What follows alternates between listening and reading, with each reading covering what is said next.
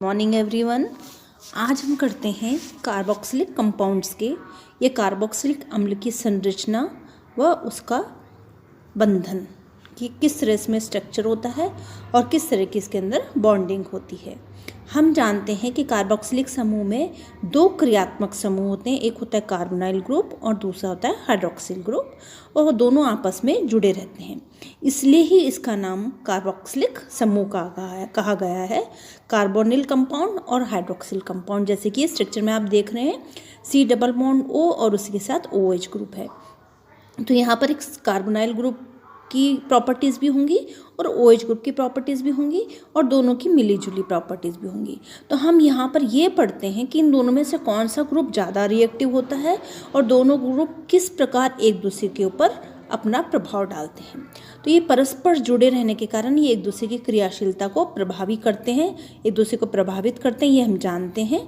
और प्रभावित करने के कारण एक के प्रॉपर्टीज़ ज़्यादा होंगी और दूसरी की प्रॉपर्टीज़ कम होंगी। तो हम देखते हैं कि जो कार्बोनाइल समूह है उसकी जो मेन प्रॉपर्टीज़ होती हैं वो होती है न्यूक्लियोफिलिक एडिशन रिएक्शन। क्यों होती है न्यूक्लियोफिलिक एडिशन रिएक्शन? क्योंकि कार्बन और ऑक्सीजन के बीच में डबल बॉन्ड होता है और डबल बॉन्ड होने के कारण जो पाई इलेक्ट्रॉन्स हैं वो ऑक्सीजन की अधिक विद्युत ऋणता के कारण ऑक्सीजन के पास चले जाते हैं और ऑक्सीजन पर थोड़ा सा ऋणात्मक आवेश या नेगेटिव चार्ज आ जाता है और कार्बन पर पॉजिटिव चार्ज आ जाता है। तो कार्बन पर धनात्मक आवेश कार्बोकैटायन बना देता है और इस कार्बोकैटायन पर जो न्यूक्लियोफाइल होता है, न्यूक्लियोफाइल क्या होती है? वह स्पीसीज जिसके पास के नेगेटिव चार्ज है और वो इस पॉजिटिव चार्ज से कार्बोकैटायन से जुड़ जाती है।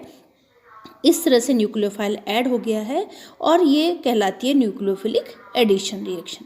तो कार्बोनाइल कंपाउंड्स हम इससे पहले वाले चैप्टर में एल्डिहाइड कीटोन में हम पढ़ चुके हैं कि कार्बोनाइल कंपाउंड क्या करते हैं? न्यूक्लियोफिलिक एडिशन रिएक्शन देते हैं हमेशा।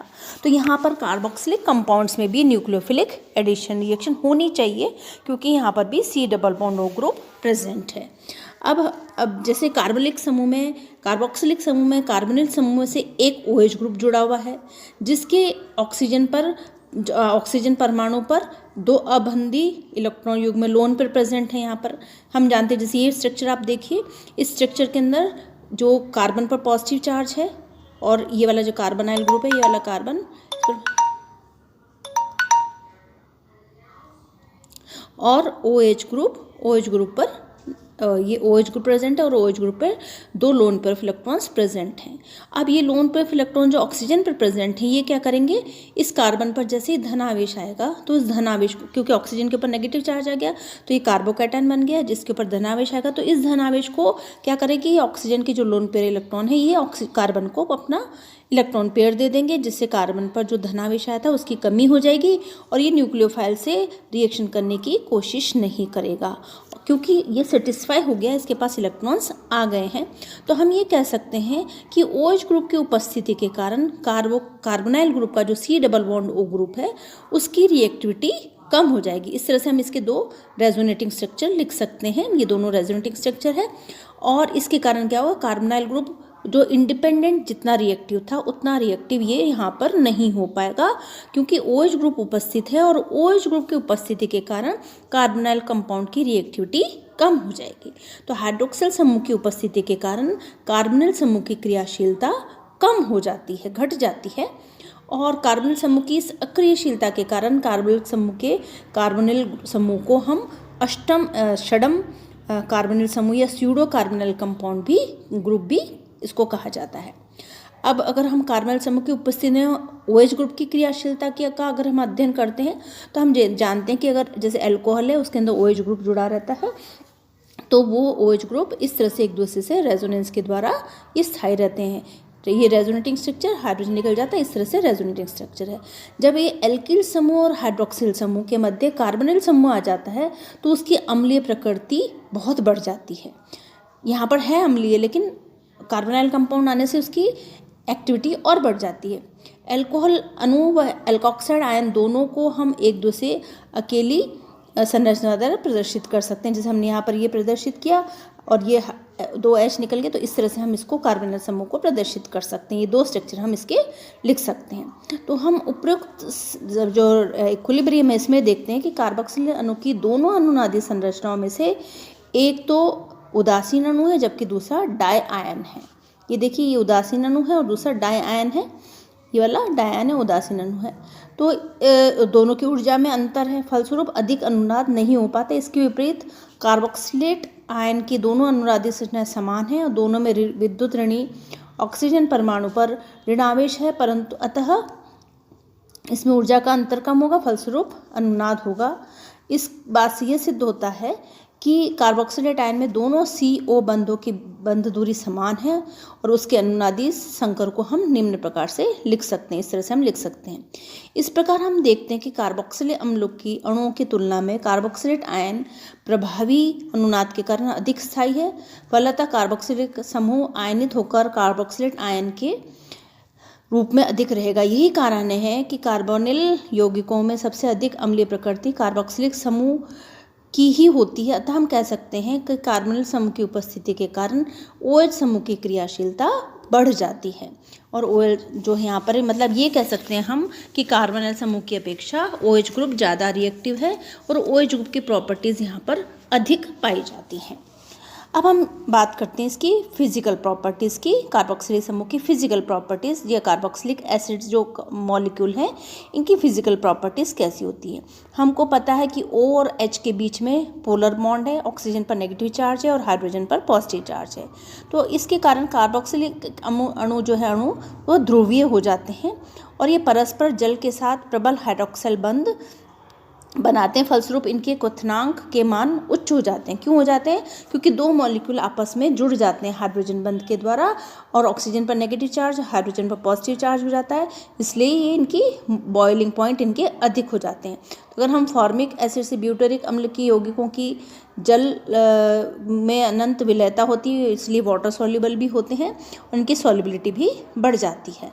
तो इस तरह से हम कह सकते हैं कि ये कंपाउंड्स वाटर के अंदर इनकी सॉल्युबिलिटी या इनका बॉइलिंग पॉइंट अधिक होने का कारण यहाँ पर हाइड्रोजन बंध की उपस्थिति के कारण ही होता है।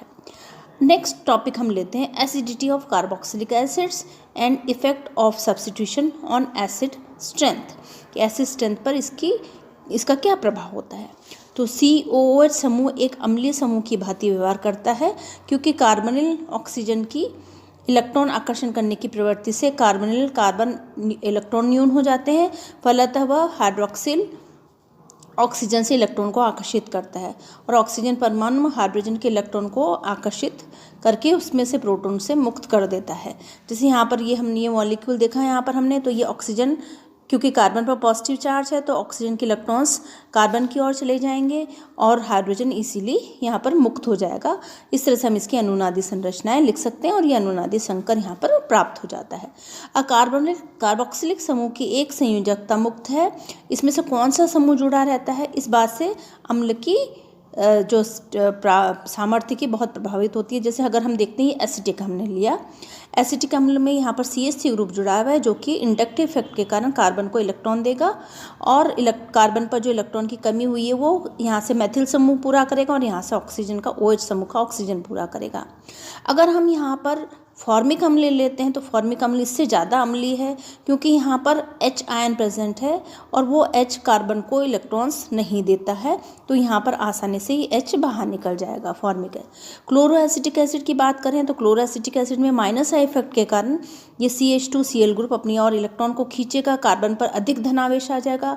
तो अधिक धनावेश की कमी को पूरा करने के लिए ऑक्सीजन हाइड्रोजन से इलेक्ट्रॉन लेगा और हाइड्रोजन अम्ल के रूप में बाहर निकल जाएगा। तो हम ये कह सकते हैं क्लोरोएसिटिक एसिड सबसे अधिक अम्लीय है और एसिटिक एसिड यहाँ पर कम अम्लीय है और इसका कारण है यहाँ पर प्लस आई इफेक्ट के कारण इसकी एसिडिटी या हम कह सकते हैं इसका अम्लता बढ़ जाती है और क्लोरोएसिटिक एसिड अधिक अम्लीय हो जाता है। तो हम ये कंक्लूजन ड्रॉ कर सकते हैं कि अगर यहाँ पर कोई एसिड पर कोई प्लस आई प्रभाव वाला अगर ग्रुप जुड़ा हुआ होता है तो वह प्लस आई इफेक्ट की अपेक्षा माइनस आई इफेक्ट वाला ग्रुप अगर जुड़ा रहता है तो उसकी एसिडिटी बढ़ जाती है। प्लस आई इफेक्ट वाला अगर ग्रुप जुड़ा रहता है तो उसकी एसिडिटी कम हो जाती है। जैसे अगर हम प्रोपोइक अम्ल की और बात करते हैं तो प्रोपोनोइक अम्ल जैसे है एक दुर्बल अम्ल की भांति व्यवहार करता है, ये तो प्रोपोनिक अम्ल क्यों दुर्बल अम्ल की भांति व्यवहार कर रहा है, क्योंकि यहाँ पर C2H5 ग्रुप जुड़ा हुआ है, 2 एल्केन ग्रुप है और जो कि कार्बन को इलेक्ट्रॉन देगा, और कार्बन को इलेक्ट्रॉन देने के कारण कार्बन पर इलेक्ट्रॉन की डेंसिटी बढ़ जाती है और वो आसानी से ऑक्सीजन से इलेक्ट्रॉन नहीं लेता है। क्योंकि ऑक्सीजन से इलेक्ट्रॉन नहीं ले रहा है तो वो हाइड्रोजन को आसानी से बाहर नहीं निकाल पाएगा, इसके कारण इसकी अम्लता घट जाती। इसके विपरीत अगर हम यहाँ पर C6H5 ग्रुप लेते हैं तो ये क्या करेगा, अपने और इलेक्ट्रॉन को खींचेगा। माइनस आई इफेक्ट के कारण कार्बन पे इलेक्ट्रॉन की कमी हो गई, वो ऑक्सीजन से इलेक्ट्रॉन लेगा और ऑक्सीजन अपने इलेक्ट्रॉन हाइड्रोजन से लेगा और हाइड्रोजन H के प्लस के फॉर्म में बाहर निकल जाएगा। तो यहाँ पर अगर हम देखें, या जैसे ये टेबल है इसमें हम देखते हैं किसकी एसिडिटी ज़्यादा है, तो आयोडाइड, ब्रोमाइड, क्लोराइड, फ्लोराइड ये ग्रुप जुड़े रहते हैं, तो इनके कारण क्या होगा, ये माइनस आई इफेक्ट शो करते हैं और एसिडिटी बढ़ जाती है। अगर नाइट्रो ग्रुप जुड़ा हुआ है तो एसिडिटी बढ़ जाती है, इलेक्ट्रॉन को अपनी ओर खींचेगा। तो ऐसे सारे समूह जो कि इलेक्ट्रॉन को अपनी ओर खींचते हैं उसके कारण एसिडिटी यहाँ पर बढ़ जाती है। तो और ऐसे ग्रुप जो कि इलेक्ट्रॉन को अपनी ओर खींचते नहीं हैं, प्लस आई इफेक्ट शो करते हैं, तो एसिडिटी